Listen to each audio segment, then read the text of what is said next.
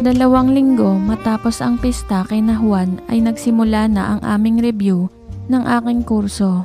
Nag-enroll kami ni Juan sa Manila Review Center matapos ang aming graduation na nasa Santa Cruz. Malapit sa simbahan, ito ang pinili namin dahil balita na magagaling ang mga reviewers dito. Dahil bakasyon ay umuwi na ang kasama kong nagbo-board sa Pinobal, kaya sumama sa akin si Juan para doon tumira habang nagre-review kami. Mainam nga iyon dahil magkakatanungan kami sa mga lessons namin. Ang schedule na kinuha namin ay sa hapon, para kahit tanghali na ang gising ay okay pa rin. 1 to 4 p.m. ang schedule ng review namin ni Juan. Unang araw ng review ay naging exciting dahil marami kaming kaklaseng magaganda na taga-ibang universidad. Meron din kaming kaklase sa parehas ng aming school na dito rin nag-enroll. Okay rin ang mga reviewers dahil puro mga bata pa ang mga ito.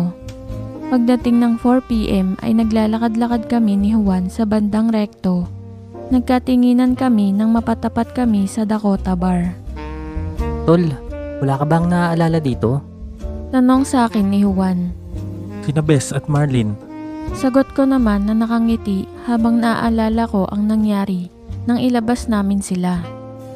Balik tayo dito mamaya. Hamon ni Juan sa akin. Oo ba? Sagot ko naman. Bandang 9 p.m. ay umalis kami ni Juan sa boarding house para pumunta sa lugar na yon. Saktong 9:30 ay nasa loob na kami.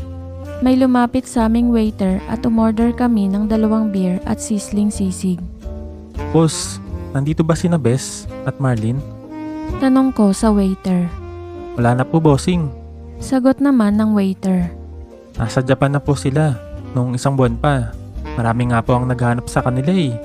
Marami naman pong magaganda dito. Gusto nyo? Patuloy ng waiter. Mamaya na lang. Tugon ni Juan. Nagpalinga-linga kami doon sa may bandang unahan. Doon nakaupo ang mga babae. 10 p.m. pa ang simula ng show. At sakto ngang 10 p.m. ay nagsalita na ang DJ na umpisa na ang show. Unang tinawag ang pangalang Cherry. Lumabas ang nasabing Cherry at nakasuot ng maganda. Medyo mabilis ang tugtog kaya sinabayan niya yon. Pagkatapos ng unang tugtog ay pumasok si Cherry sa likod ng stage. Noon naman ay may natipuhan na si Juan. Tinanong ako kung may natipuhan na rin ako. Ang totoo ay kanina pa ako nakikipagtitigan sa isang maganda na siguro ay type din ako. Sinagot ko si Juan at tinuro ko ang babae na gusto kong makasama. Sumenya si Juan sa waiter at titinuro ang dalawa. Tumango ang waiter at sinundo ang itinuro namin. Pagbalik ay kasama na ang dalawa.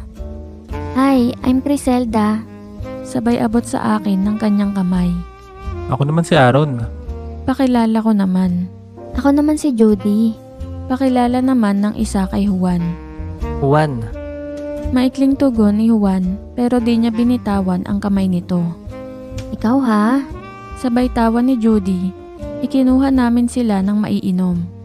Noon naman ay bumalik na si Cherry sa stage. Mahinahon na ang sayaw ni Cherry sa awiting One Last Cry. Kinakausap ako ni Criselda pero di maalis ang tingin ko kay Cherry. Paano naman ay litaw na litaw ang kanyang kaputian sa asul at pulang ilaw at tinatamaan pa siya ng spotlight. Si Juan naman ay nakaakbay na kay Judy pero nakatingin din kay Cherry. Ako rin naman ay nabibighani rin kay Cherry. Nahawakan ko si Criselda sa kamay ng di oras. Napatingin naman si Criselda sa akin. Nagpaalam ako upang pumunta sa CR upang iayos ang aking sarili. Sinundan ako ni Juan. Tol, mukhang tinablan ka agad. Sabi niya sa akin. Oo nga. Sagot ko naman sa kanya. Kung gusto mo, ilabas natin sina Criselda at Judy. Aya niya. Sige. Nang bumalik kami sa upuan ay may bagong ladies drink ang dalawa. Aaron, umorder kami ng drinks. Sabi ni Criselda. Okay lang. Sagot ko naman at noon ko lang napansin na ang drinks na binibigay sa kanila ay iced tea. Naisip kong di kaya may sakit sila. Kasabihan kasi na pag di beer ang iniinom ay may sakit sila at naggagamot. Bawal kasi ang beer o alak sa mga umiinom ng gamot. Pero nawala sa isip ko yon nang mapatingin ako sa stage at mapanood si Cherry.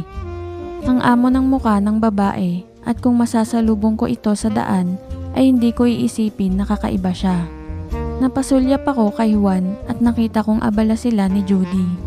Nakahawak ako sa kamay ni Criselda habang nanonood sa stage. Ilalabas namin kayo.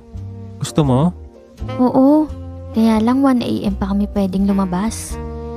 Paliwanag niya. Sinenyasan ko si Juan na may sasabihin ako sa kanya. Inilapit naman niya ang tenga sa akin kaya ibinulong ko sa kanya na okay na ilabas namin ang dalawa kaya lang ay 1 AM pa pwede. Tumango naman siya sabay tingin sa relos niya. Noon ay mag-aalas 12 na ng hating gabi. Napatuon muli ang mga mata ko sa nagsasayaw sa stage. Pasado 1:00 na ng madaling araw nang magkayayaan na kaming lumabas. Inubos namin ang laman ng aming pang-5 bote ng beer bago kami tumayo. Medyo may konting talab na ang beer sa akin. Saan ba tayo pupunta? Tanong ni Criselda at Judy. Siyempre, saan pa ba? Sagot naman ni Juan. Okay ba sa inyo na maglakad-lakad muna tayo? Tanong namin sa dalawa. Ang totoo ay balak namin sa Wise Hotel sa Avenida namin sila isasama. Doon sa pinagdalhan din namin kina Bes at Marlene. Okay lang. May kasawang tawang tugon ng dalawa. Pagdating namin sa kanto ng Recto at Avenida ay lumiko kami. Madalang ang mga taong naglalakad, palibhasa ay madaling araw na. Nadaanan namin ang Avenue Theater at National Bookstore. Pagdating namin sa Lord's Theater ay sumakay kami ng elevator at lumabas kami sa ika-4 na palapag. Game ba kayo? Tanong ni Juan kina Judy at Criselda. Game na game. Sagot naman ng dalawa. Pumunta si Juan sa counter at nagbayad ng pang short time. Binulong niya sa akin na ayaw pumayag sa counter na 1 room lang ang kukunin namin dahil bawal daw iyon pero nang inabutan daw niya ng 200 ay pumayag din. Saang room tayo? Tanong ni Criselda sa akin. Sa room 24. Sagot ko naman sa kanya. Tayo. Baling naman ni Judy kay Juan. Sa room 24 din. Sabay kindat ni Juan sa kanya. Pagpasok namin sa kwarto ay dumiretso si Criselda sa CR habang si Judy naman ay ibinagsak ang katawan sa kama. Naupo naman ako sa isang upuan na katabi ng isang mesita. Di ko na malayan na nasa tabi ko na pala si Criselda. Tagal mo naman. Napag-iwanan tayo ng dalawang yan. Patuloy ko pa, nagkatinginan kami ni Juan at pareho kaming napangiti. Halos may sinag na ng araw nang lumabas kami ng Wise Hotel. Mag-aalas 5 na ng umaga nun. Kahit alam naming may kaparty sila sa binayaran naming bill kanina sa trabaho nila, inabutan pa rin namin ng tig 500 sina Criselda at Judy bago kami sumakay ng taxi at nagpahatid sa boarding house namin. Wala pang 1 linggo ay halos kilala na namin ni Juan ang aming mga kaklase. 20 lang naman kami sa klase, mas marami raw ang nag-e-enroll sa umaga. Namumukod ang 2 babae sa aming klase, sina Angel at Mona. Paano naman ay panay papansin ng 2 ito. Sila ang mga matatanong sa mga reviewers. Pag wala pa ang mga reviewers, ay may kalakasan ng kanilang tawanan. Kung sa bagay ay may pagmamalaki naman, pareho kasing magaganda. Iniisip ko kung sino sa mga artista ang maihahan tulad ko at palagay ko ay kahawig ni Gretchen Barreto nung bata pa siya, si Angel. At si Mona naman ay nahahawig kay Don Zulueta. Halos lahat nga kaming mga lalaki ay laging nahuhuli nilang nakatingin. Kinaumagahan kahit Sabado noon, kaya pareho kaming umuwi ni Juan. Siya sa Bataan at ako naman sa Laguna. Karaniwang pag umuwi kami ay Lunes na ng umaga ang balik namin. Halos tanghalian na nang dumating ako sa bayan namin. Nadatnan kong naglalaba si Ate Marites at si Nanay naman ay nagluluto. Si Tatay naman ay nakaupo sa balkonahe at nakikinig ng transistor radio. Nagmano ako kay na tatay at nanay. Naupo ako sa isang bangko sa tabi ni Ate Marites. Ano ba ang balita dito? Nagpabinyag si Selena nung linggo at isa ako sa ninang. Nandito kasi si Chico dahil bakasyon. Hanggang ngayon pala ay seaman pa si Chico.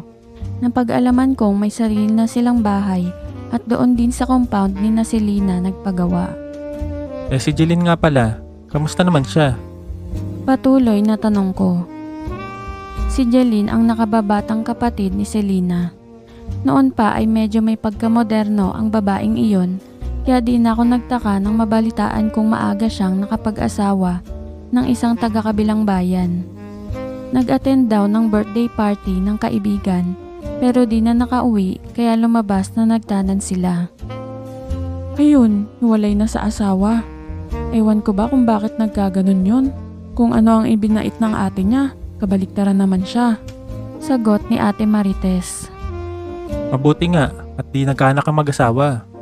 Kakain na tayo. Pukaw ni nanay sa amin. Pumasok kami ni ate para kumain. Wow, sarap naman yan. Nasambit ko habang nakatingin sa ulam na niluto ni nanay. Mabubusog na naman ako nito. Sarap kasi magluto ni nanay. Kaya nga nanay niyo ang pinakasalan ko kasi masarap magluto. Sabi ni tatay. Hoy, wag niyo na nga akong bulahing mag-ama. Nakangiting tura ni nanay. Oo nga po, nay. Binobola lang kayo ng mga yan. Sabi naman ni ate. May ibibigay nga pala ako sa'yo, Aaron. Tiyak na magugustuhan mo. Ano na naman yun? Tanong kong may halong pananabik. Mamaya na lang. Tugon ulit niya. Pagkatapos naming mananghalian ay naupo ako sa mahabang bangko sa ilalim ng puno ng akasya. Nandun din si tatay at nagpapahangin. Kay sarap ng hangin dito sa probinsya, lumapit si Ate Marites at may iniabot na maliit na kahon. Ano yan? Tanong ko sabay abot sa maliit na kahon. Wow, cellphone. Inilabas ko sa kahon ang cellphone at nakita kong ang tatak nyon ay JRC. Analog pa ang usong cellphone ng panahong iyon, wala pang text. Bago pa lang ang Nokia 3210 noon at halos 9,000 ang halaga at iyon ang may text. Pero mahigit din 3,000 ang halaga nitong JRC kaya okay na rin. Yan na ang pa-birthday ko sa'yo. Kita mo naman, next month pa ang birthday mo, may regalo na ako. Sabi ni ate. Thanks. Ate, kaya ang mahal na mahal kita. Birong totoo na nasabi ko sa kanya. Huwag ka muna mag-aasawa ha. Pinanlakihan niya ako ng mata. Binibiro ka lang yan. Sabi ni tatay. Joke lang, ikaw naman. Asar ko sa kanya. Alam ko kasing may usapan na sila ng nobyo niyang si Nomer na magpapakasal na sila sa Disyembre. Okay rin naman ang magiging bayaw ko. Matanda lang kay ate ng 2 taon. Kung sa forma ay okay rin dahil di naman masasabing gwapo pero may dating. Kung ilang beses na rin siyang nagpupunta sa bahay namin. Bayaw na nga ang tawag sa akin at nanay at tatay na rin ang tawag sa mga magulang namin. Tipong mabait naman si Nomer. Mga bandang 4:00 ay nagpaalam ako kay nanay na pupunta lang sa bayan. Gusto kong maglibot-libot at manood ng sine. Pumasok muna ako sa mall at nag-window shopping. Naramdaman kong may kumalabit sa akin. Nang lingunin ko ay nagulat pa ako dahil nakita kong nakangiti sa akin si Jeline. Aaron, kamusta ka na? Long time no see. Bati niya sa akin. Okay naman. Nagre-review ako ngayon para sa board exam sa October. Ikaw? Habang nagsasalita siya ay napagmasdan ko ang kanyang itsura. Kung maganda siya noon ay mas maganda siya ngayon. Ito, di nakapagtapos sa pag-aaral at tiwalay na sa asawa. Siguro naman ay nabalitaan mo na nag-asawa ako nang wala sa oras. May pait ang ngiting nakita ko sa kanyang mga mata. Merienda tayo. Aya ko sa kanya. Sumama naman siya kaya pumasok kami sa Chowking na noon ay konti lang ang taong kumakain. Ako na ang kumuha ng aming pagkain. Habang kumakain kami ay ikinuwento niya ang mga nangyari Mula nang graduate kami sa high school hanggang sa pag-aasawa niya.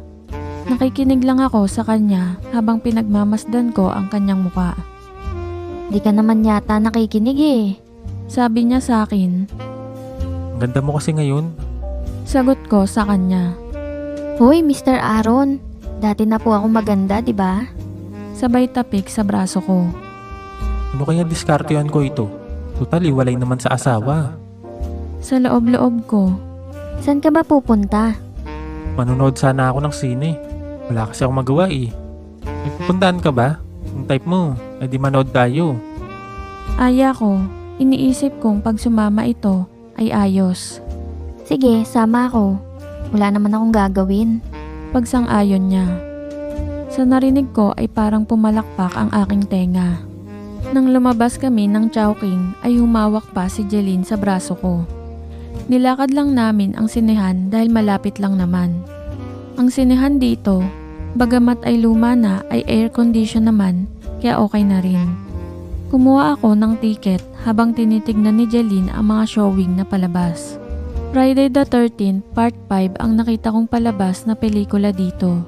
Bagamat mahilig ako sa mga horror at suspense movies, ay ibang klaseng suspense ang inaasahan kong mangyayari sa loob ng sinehan.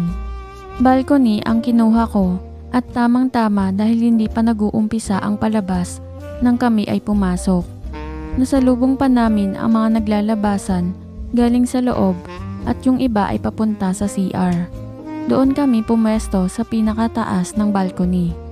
Nilinga ko ang mga nanonood at halos 10 lang kami sa balcony at sa tingin ko ay pares-pares din. Mas maraming tao sa orkestra. Wala kaming kasama sa last row kaya mas lalong okay. Nang patayin na ang ilaw ay hudyat na yon para sa pagsisimula ng palabas. Wala pang 10 minuto ang nakalilipas ay naramdaman kong sumandal si Jeline sa aking balikat. Magmotel tayo. Sabi kong hinintay ang sagot niya. Hinintay ko ang sagot niya pero parang nagdadalawang isip siya. Kaya inulit ko ang anyaya, parang nakarinig ako ng musika nang sumagot siya.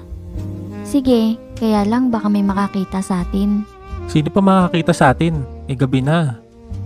Inalalayan ko siya habang palabas na kami ng sinehan. Di na namin tinapos ang pelikula, total ay pareho naman kaming di nanonood. Pagsapit namin sa labi ng sinehan ay tinignan ko ang oras. 9:00 na ng gabi, okay na siguro ang mahigit 1 oras doon. Tumawid lang kami ng kalye at sa bandang tagong bahagi ay naroon ang pakay namin. Nagpalinga-linga muna kami ni Jeline bago pumayag na umakyat kami sa 5 baitang na hagdan papasok. Short time lang ang binayaran ko. Pagkabayad ko ay diretso na kami. Air condition din ang kwarto at mukhang bagong palit ang punda at kobre kama. Malinis tignan ito at halatang ginamitan ng air freshener.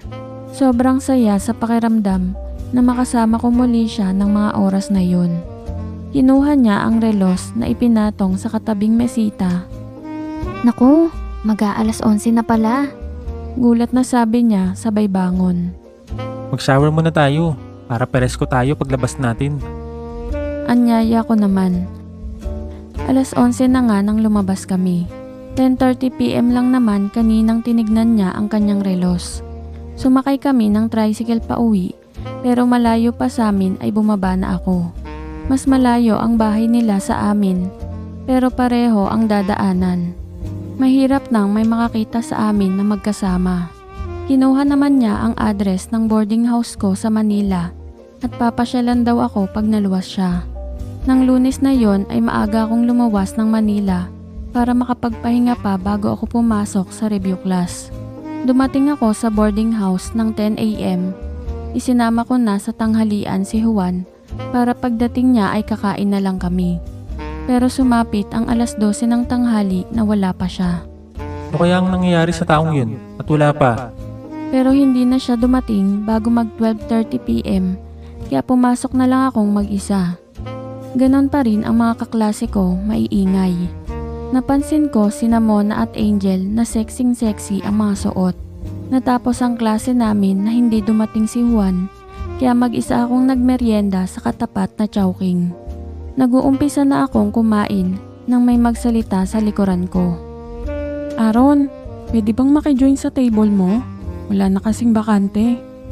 Paglingon ko ay si Angel pala ang nagsalita at kasama rin si Mona. Sure, yun lang pala eh. Talisin mo naman ang mister sa pangalan ko. Mukha ka kasing seryoso. Saad naman ni Mona. Nasa naman ang partner mo? Wala yata. Di ko nga rin alam eh. Sagot ko sa kanila. Masarap naman palang kausap ang dalawang ito. May girlfriend ka na ba, Aaron? Tanong ni Angel sa akin. Bakit mo naman naitanong? Mukha ka kasing mabait. Mabait naman talaga ako. Wala pa akong girlfriend. Sabay kindat ko kay Mona. So, pwede kaming mag-apply? Sabay na tugon ng dalawa. At pare-pareho kaming nagkatawanan. Paglabas ko ay sandali lang ang lumipas at sabay-sabay kaming natapos magmeryenda. Aaron, sama ka sa amin minsan. Gumimik tayo. Yakag ni Angel. Oo ba? Sabihin niyo lang kung kailan. Pagsang-ayon ko, umuwi ako sa boarding house ng matamlay dahil mag-isa ako ngayon. Tuluyan nang hindi dumating si Juan, 6:00 na noon ng gabi. Nakarinig ako ng katok sa pinto sa pag-aakalang si Juan na yon. Tumayo ako upang buksan ang pinto at laking gulat ko na ang nakita kong nakatayo sa pinto ay si Jeline. Oh, hindi mo ba ako papapasukin? Narinig kong tanong ni Jeline. Pasok ka. Sandali lang ha. At pumasok ako sa kwarto upang mag-ayos ng sarili. Pagkatapos ay lumabas ulit ako sa munting sala ng aming boarding house upang harapin ang aking bisita. Napasyal ka yata. May binili kasi ako dyan sa Recto at malapit naman dito ang boarding house nyo. Kaya naisipan ko nang dumaan. Nasaan nga pala ang ka-boardmate mo? Juan ba ang pangalan nun? Hindi nga dumating sa review class namin. Iwan ko kung anong nangyari dun. Buti naman dumaan ka para may kasama naman ako. Dito ko na kumain. Sandali lang at bibili ako ng dinner natin. Paalam ko sa kanya. Nagbihis lang ako ng t-shirt at jogging pants, saka ako lumabas ng boarding house para bumili ng makakain namin ni Jeline. Malapit lang naman ang Jollibee, kaya bumili na lang ako ng 2 order at dali-dali akong umuwi. Pagpasok ko sa sala ay wala doon si Jeline. Pumasok ako ng kwarto at naroon siya. Nakahiga sa kama at nakikinig sa aking cassette tape. Kain na tayo. Anyaya ko sa kanya dahil halos 7:00 na noon ng gabi. Dito ka na matulog. Dahil tiyak na gagabihin ka kung uwi ka pa sa atin sa San Pablo. Patuloy na sabi ko sa kanya. Nakahiya yata na makikitulog pa ako. Kanino ka pa mahihiya? Wala naman akong kasama ngayon. O sige, pero mamaya na tayo kumain. Makinig muna tayo ng music. Naupo ako sa gilid ng kama at pinagmasdan ko siya. Noong Sabado lang kami magkasama, pero heto at pinuntahan pa ako. Hindi ako naniniwalang may binili nga siya. Nakatingin siya sa akin. At nagkatitigan na lang kami. Sa mga oras na yon ay tuluyan na kaming nadala sa isa't isa. Pagkatapos, masaya kaming kumain ng hapunan ni Jeline. Parang walang kasing sarap ang binili kong Chicken Joy sa Jollibee. Matapos kaming kumain ay nakita ni Jeline ang bote ng pundador sa maliit na rep. Tira namin yon ni Juan, minsang wala kami sa mood uminom. May pundador ka pala dito? Pwede ba nating inumin? Oo naman. Umiinom ka rin ba? Sus, ikaw naman. Di ba nung high school pa tayo ay umiinom na ako? Beer nga lang. Kumuha ako ng isang basong tagayan at yelo mula sa freezer. Niyaya ko siya sa kwarto upang doon namin inumin ang fundador. Pinatay ko pa ang fluorescent lamp at lampshade na lang ang binuksan ko para romantic ang dating. Wala na kaming pulutan kung ano-ano ang pinag-usapan namin hanggang maitumba namin ang kalahating bote ng fundador. Namumungay na ang kanyang mga mata na nagyayayang matulog na. Tinignan ko ang oras at nakita kong halos 1:00 na ng madaling araw. Wala nang ligpitan na nahiga kami sa iisang kama. Nakayakap pa siya sa akin. Bandang 5:00 ng umaga nang magising ako, tulog na tulog pa rin si Jeline. Naupo ako at pinagmasdan siya. Lumabas ako ng kwarto upang mag-CR. Nagulat pa ako nang paglabas ko ay nabungaran ko si Juan na nakangising nakaupo sa silya sa sopa. Tol, nagdadala ka pala ng babae rito? Punan niya pero di inaalis ang ngisi. Siya yung kinukwento ko sa yung si Jeline. Dumating siya kagabi at kaya hindi ko pinalis ay baka mapamak pa sa daanan. Paliwanag ko sa kanya. Di nga napahamak sa daan. Tugon ni Juan. Nang mag-shower si Juan ay sinamantala ko ang pagkakataon na gisingin si Jeline. Niyugyug ko siya habang tinatawag ko ang kanyang pangalan. Jeline, gising na at dumating ang ka-boardmate ko. Sabi ko sa kanya habang ibinabangon ko. Pupungas-pungas naman siyang naupo sa kama. Kinusot-kusot ko ang mata sabay tanong. Ano ka mo? Nandiyan na si Juan. Dumating kaninang alas 5. Nagsashower ngayon. May kumatok sa pinto ng kwarto. Aaron? Pasok ka, tol. Sagot ko. Pumasok naman si Juan.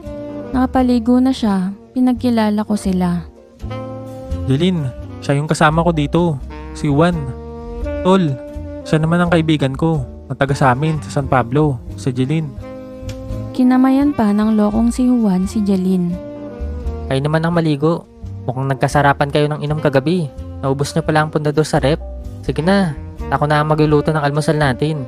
Pang-aako ni Juan. Okay masarap magluto yang si Juan. Baling ko kay Jeline. Sinenyasan ko si Jeline na mauna na sa banyo matapos kong abutan ng tuwalya. Masaya kaming nag-almusal na 3 sa niluto ni Juan. Ginisang corned beef, fried eggs, mainit na kanin at black coffee. Tamang-tama para gumanda ang pakiramdam namin ni Jeline. Tama, sa inyo yung black coffee para mawala yung hangover nyo. Sabi ni Juan, halos napaso ako sa umuusok na kape. Jeline, inumin mo na yung kape mo at nang maginawaan ka. Sabi ko naman. Okay na ako. Pares ko na ang pakiramdam ko kasi nakaligo na ako. Paliwanag naman ni Jeline. Natapos kaming kumain ng almusal at nahalata kong panay ang panakaw na sulyap ni Juan kay Jeline. Pag nahuhuli ko naman ay kinikindatan ako. Hinatid muna namin si Jeline sa bus terminal. Bago sumakay ng bus ay kinuha ni Jeline ang cell number ko at noon lang napansin ni Juan ang nasa belt kong cellphone. Uy, may cellphone na ang mama. Sabay kuha sa akin ni Juan. Regalo yan ni Ate Marites para sa birthday ko. Sana meron ka na rin para magkatawagan tayo. Gusto sana kitang kontakin kahapon nang di ka dumating pero di ko alam kung paano. Bakit nga pala absent kahapon? Tanong ko kay Juan. Nung umuwi kasi tayo last Saturday, masama na ang pakiramdam ko at nagtuloy sa trangkaso. Kahapon lang ako nawala ng lagnat. Iyaan mo, bibili rin ako ng cellphone para madali tayong magkontakan. Tugon naman ni Juan. Kakaunti pa lang ang mga kaklase namin nang dumating kami dahil halos lampas lang ng alas 12 ng tanghali. Nagumpisang magdatingan ang mga kaklase namin na mag alas 12:30 na. Sabay na pumasok sina Mona at Angel. Kumaway sa gawin namin si Mona at Angel at kinawayan ko rin naman sila. Binulungan ako ni Juan. Isang araw lang ako nawala. Mukhang bayos mo na agad yung dalawang yan. Sumabay sa akin magmerienda kahapon dyan sa Chowking. Hinahanap ka nga. Nasaan daw ang partner ko?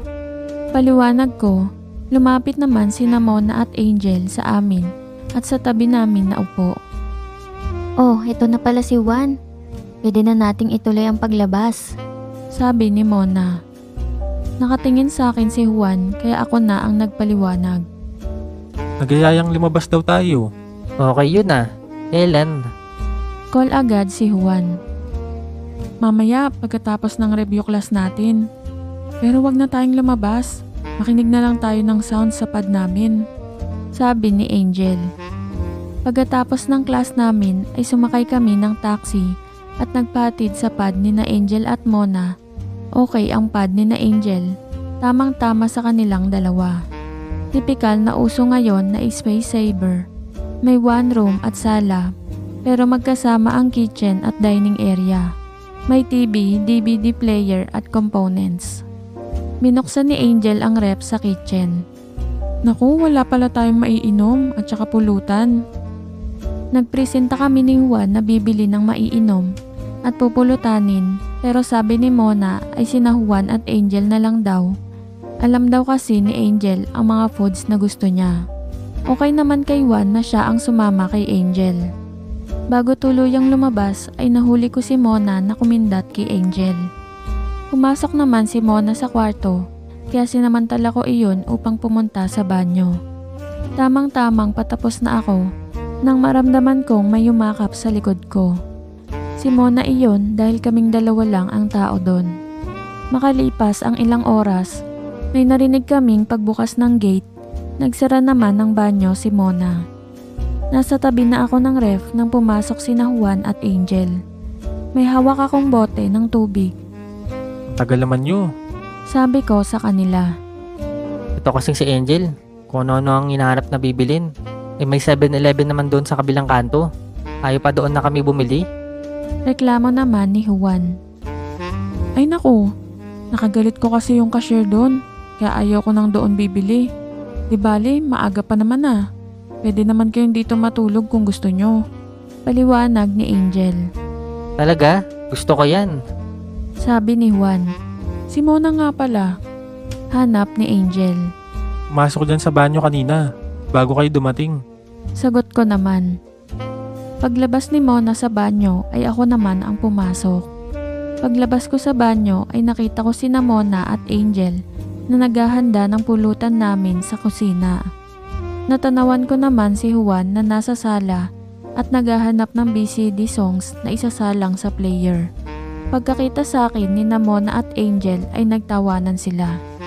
Napangiti na lang ako dahil marahil ay naikwento na ni Mona ang nangyari sa amin. Kinindatan ko silang dalawa bago ako pumasok sa sala. Naisa lang na ni Juan ang type niyang music. Ano pa ang pinagtatawanan ng dalawa? Tanong sa akin ni Juan. Inamin ko sa kanya na pinagkaisahan ako ng dalawa. May nangyari agad sa pag-alis nila para bumili ng alak at pulutan. Sinasabi ko na nga ba eh. Nagtataka kasi ako. Dahil parang ayaw pang umuwi ni Angel. Kaninang niyayaya ko na. Parang nagsasayang pa siya ng oras. Siya namang pagpasok ni Mona at Angel, dala na ang alak at pulutan. Wow, chibas yan ah. Sarap niyan. Sabi ko. Babayaran mo sa akin ng kalahati niyan. Tayo ang sagot sa inumin. Sila naman ang sa pulutan. Sabi naman ni Juan. No problem. Utang mo na ah. Sagot ko naman. Okay rin ang pulutan. Spam na nilagyan ng green peas at reno. Kasoy nuts at pistachio nuts. Meron ding Pringles at chippy. 4 na wine glass at may malamig na tubig sa pitchel na pang chaser ang nasa mesita ngayon. Ayos to. O game na. Sabay pa naming nasambit ni Juan. Sinimulan namin ang inuman. Lumapit si Juan sa BCD player at isinalang ang disc ng isang musika. Nagkatuwaan kami ni Juan at nagsasayaw. Sumisipol at pumapalakpak sina Mona at Angel. Tuloy pa rin naman ang shot nila ng chibas. At doon na nagsimula ang aming pagkakasiyahan na hindi namin malilimutan. Magmula noon ay lagi nang nakadikit sina Mona at Angel sa amin ni Juan tuwing may klase kami. Akin si Angel at si Mona kay Juan. Wala naman kaming commitment sa isa't isa. Kumbaga ay trip-trip lang ang relasyon namin. Naulit pang minsan ang sama-sama naming kasiyahan sa pad ng 2 babae, isang araw ng Biyernes pagkatapos ng klase. Tulad ng dati ay nakikinig kami ng music habang umiinom. Pero ngayon ay wala na kaming hiya-hiya. Kinabukasan, alas 5 pa lang ng umaga ay sakay na kami ni Juan sa bus. Tinawagan ko si Ate Marites kahapon sa aking cellphone na kay na Juan ako uuwi dahil malapit na ang board exam namin at medyo kailangan na naming mag-recharge. Sabi ko pa na after the exam ay si Juan naman ang magbabakasyon sa amin sa San Pablo. Gusto rin nilang makilala ang best friend ko. Wala pa lang time na pumunta siya sa amin. Sabi kasi ng kuya ni Juan ay kailangang huwag puro review lesson ang nasa isip namin. Kailangan daw may breather din kami. Ang isa pa ay namimiss na rin daw ako ni Natatang. As expected, wala pang alas 9 ay nasa kanila na kami sa Hermosa. Tuwang-tuwa si Natatang at Inang nang makita ako. Pati nga ang kanyang mga kapatid ay ramdam ko ang init ng kanilang pagtanggap sa akin. Kahit maaga pa ay nagpunta muna kami ni Juan sa basketball court matapos makapagbihis ng sando at shorts. Nandun ang mga barkada niya. Nagpapawis kami para lalo kaming gaganahan sa kakaining tanghalian. Pero bago kami naghiwa-hiwalay, ay may usapan kaming pupunta sa bahay kubo ni na Juan upang mag-inom. Halos hindi ako makahinga sa kabusugan sa hinandang pananghalian ni Inang. Tinolang native na manok, inihaw na tilapia na ang sausawan ay manggang hilaw at bagoong. Sa pinggan ko nilagay ni Tatang ang atay at balon-balunan ng manok. Si Tatang nakakapangselos na yan ha. Bakit kay Aaron mo lang binigay ang atay? Paborito ko rin yan. Reklamo ni Juan. Parang minsan lang naman mapasyal dito ang kaibigan mo. Kaya kailangan the best ang mabibigay natin. Sagot naman ni Tatang. Baka pamawili ako niyan, Tatang. Papapadala sangkot ako dito. Ganting biro ko naman. Walang problema. Kung gusto mo, sabay kayong mag-apply ni Juan.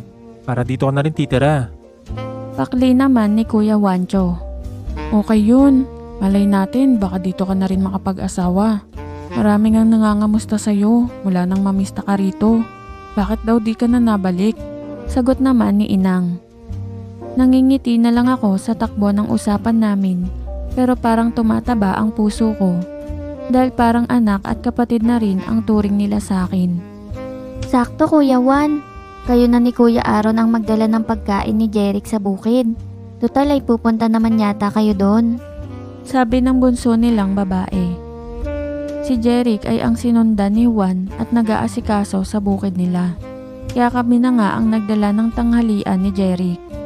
Nagdala rin kami ng 2 cases ng beer at mga delata na ipupulutan. Halos mag-aalauna na noon, kay sarap ng simoy ng hangin sa bukid. Pagkakain ni Jeric ay nagbalik siya sa pagpapatubig ng kanyang pananim. Humanik kami sa 3 baitang na hagdan ng kubo at sumalampak sa kawayang sahig. Dahil sa preskong hangin ay naidlip kami pareho at nagising lang kami nang magdatingan ang mga barkada niya. Nakita ko sa relos ko na alas 3 na ng hapon. Dati ko na namang kilala ang mga barkada niya. Sina Ray, Alex, Boyet at Arman. Inumpisan namin ang inuman. Mas gusto nila ang tagay para wala daw lamangan. Paminsan-minsan ay umiinom din si Jeric pero di makaupo ng diretso sa umpukan namin dahil may pinatutubigan nga siya. Sa barkada nila ay kasabay naming graduate sina Arman, Ray at Alex. Si Boyet naman ay nahuli ng 1 taon dahil tumigil siya kaya bale 4th year pa lang sa kursong nursing. Si Juan ang bida sa kwentuhan kahit sa Manila nag-aral.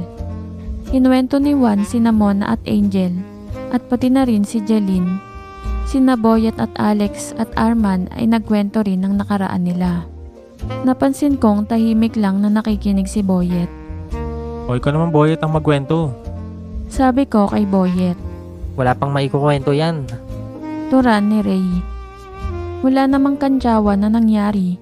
Sa halip ay isang balak ang nabuo namin para kay Boyet. Kinagabihan ay nagkita-kita kami sa plaza mga bandang alas 9. Sumakay kami at tumigil sa isang maliit na videoke bar. Kakaunti lang ang umiinom. Marahil ay dahil di pa araw ng sweldo. May mga babaeng nakaupo sa bandang unahan. Umorder kami ng beer at mani. Boyet, mamili ka na. Sabi ni Alex. Saglit na tumingin si Boyet sa mga naroon at nang may matipuhan ay ininguso. Sinenyasan ni Alex ang babae at lumapit siya sa amin. Siya raw si Cherry, maganda naman si Cherry.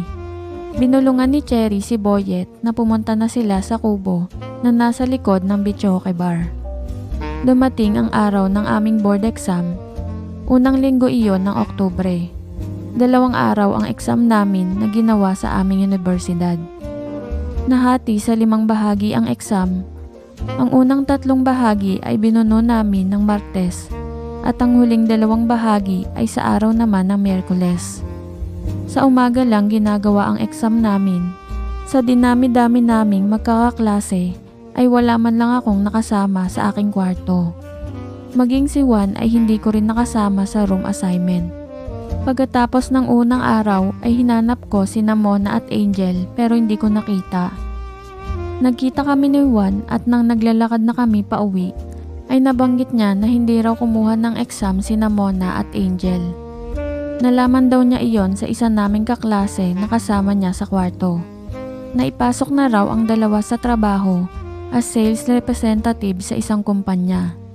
Natuwa nilang tanggapin dahil okay daw ang salary at pakotse agad. Sa susunod na exam na lang daw sila kukuha.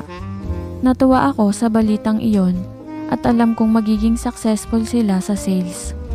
Kabalitaan kasi noon na okay sa babae ang sales, lalo na at marunong mambola ang mga ito. Pagkakain namin ng tanghalian ay nag-compare notes kami ni Juan kung pareho ang mga naging sagot namin sa aming exam. Halos nagkakapareho naman, nag-review pa kami ng bahagya para sa ikalawang araw ng exam namin. Nagtig 2 bote kami ng beer, nag-shower at maagang natulog.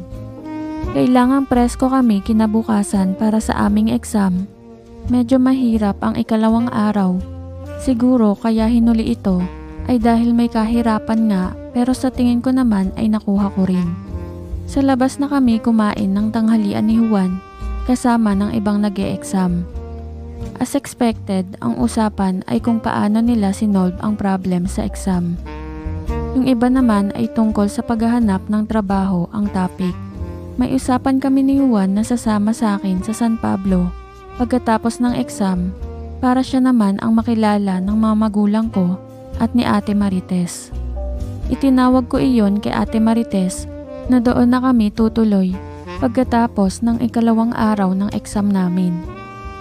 Umuwi lamang kami sa boarding house upang kunin ang aming mga bag. Halos 6:00 na ng gabi nang dumating kami sa amin. Okay rin ang pagtanggap ng mga magulang ko kay Juan. Kung ano ang pakita ng mga magulang niya sa akin, ay ganon din ang naramdaman niya. Palagay ko naman ay nabusog si Juan sa hinandang hapunan ni nanay na sinigang na hipon at inihaw na dalag. Tol, ang bait ni nanay at tatay. Sabi niya sa akin habang papunta kami kina Edwin, nakababata ko. Kasing bait din nila sina tatang at inang. Sagot ko naman. Uy, nandito na pala ang pogi kong kababata. Kamusta ang board exam? Nabanggit kasi ng ate mo na kumuha ka raw ng board exam. Bati sa akin ni Edwin. Oo, kakatapos lang kanina. Si Juan nga pala, kasama ko sa boarding house. Kumuha rin siya ng exam. Musta pare? Taga-saan ka ba? Sabay abot ng kamay kay Juan. Taga-Hermosa, Bataan ako. Napasyal na sa amin si Aaron. Pag bumalik siya sa amin, sumama ka nang makita mo naman ang amin. Sagot naman ni Juan. May tindahan sa tapat ni na Edwin. Nagpunta kami roon at kumuha ng isang long neck ng Tanduay Dark, corn beef, Reno liver spread at green peas. Juan, ito ang paborito namin pulutan dito. Sabi ko. Kaya pala ito ang lagi nating pulutan sa boarding house. Sagot naman ni Juan. Pumesto kami sa harap ng kamalig ni na Edwin. Samot-saring kwento, palibhasa ay matagal din kaming nagkabalitaan ng kababata kong si Edwin. Nabanggit din niya si Jeline. Aaron, alam mo bang hiwalay na si Jeline at ang asawa niya?